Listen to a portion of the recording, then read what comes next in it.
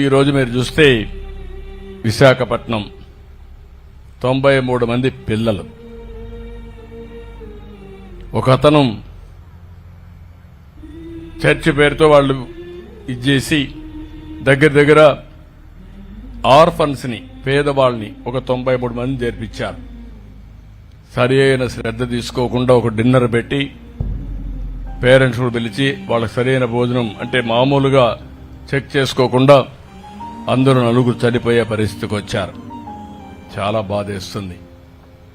నేను ఒకటే చెప్తున్నా, ఎవరైనా సరే ఒక మంచి కార్యక్రమం చేయాలన్నా బాధ్యత తీసుకునే బాధ్యత మీ మీద ఉంది.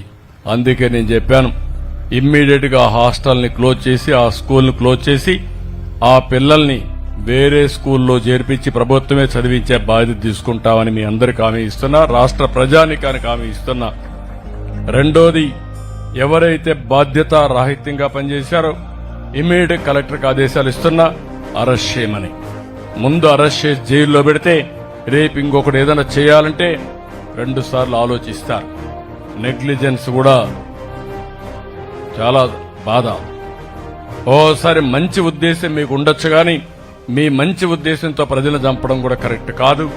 అందుకే అరెస్ట్ చేసి ఏం జరిగింది అన్ని కూడా ఎంక్వైరీ చేసి వాళ్ళందరిపైన యాక్షన్ తీసుకోమని కూడా ఆదేశాలు ఇచ్చాను. 3 చనిపోయిన పిల్లలకు ఒక్కొక్కరికి 10 లక్షల రూపాయలు ఆర్థిక సహాయం చేస్తున్నానని చెప్పి కూడా నేను మీకు తెలియజేస్తున్నా.